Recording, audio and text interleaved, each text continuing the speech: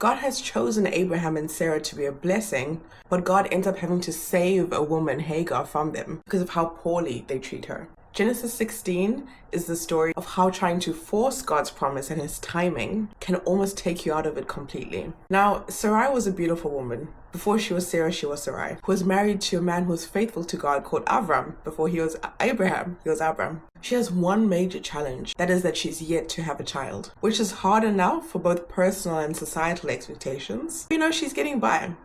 That is until one day her husband comes to her and says, God has promised that I'll be a father of many nations. Now, she could have responded in two ways, we don't know. One is that she could have been so full of hope that God has given her this promise. Or the other is that she could have been filled with dread.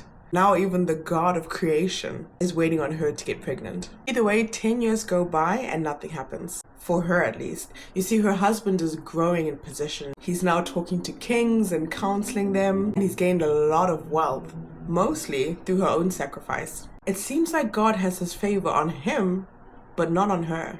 So she decides to fix this issue. Now, the way in which she fixes it mirrors Adam and Eve in the Garden of Eden. The same way Eve takes a fruit, Sarai takes Hagar, her servant. Eve gives the fruit to her husband Adam.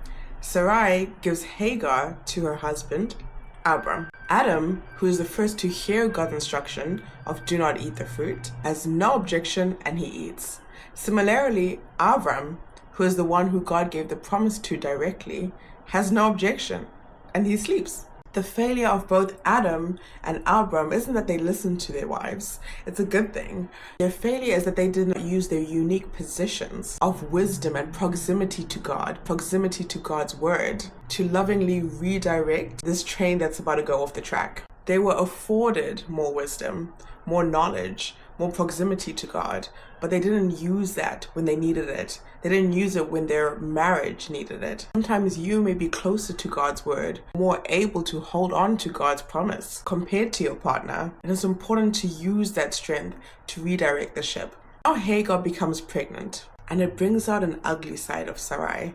Sarai, who is considered one of the most beautiful women at this time, became so ugly on the inside. She started to abuse Hagar. And Abram, again, didn't do anything. He said, do with your slave, do with your servant as you wish.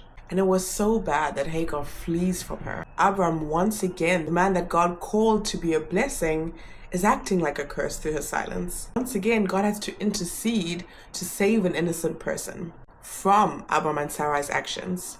But when Hagar runs away, God meets her.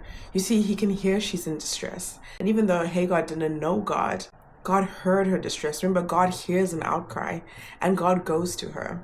It says the angel of the Lord met with Hagar. God says, I have heard you and I will make you a strong nation. Right now, she feels alone and afraid and vulnerable. God promises her strength and family and protection, the opposite of the situation she's in now. It's at this place in her wilderness where she gives God one of the first names we hear of him in the Bible, El Roi. It means the God who sees me. And in confidence and instruction, she returns back to Abram and Sarai, confident in what God has promised her. Unlike Sarai, she's confident in the protection that God has given her. A protection, by the way, that God has to give her against his own chosen people, Abram and Sarai. And after this, more than a decade goes by, and it seems like God goes quiet on Abram. Almost like the silence that he gave Hagar is mirrored by the silence that God gives him, but for a decade.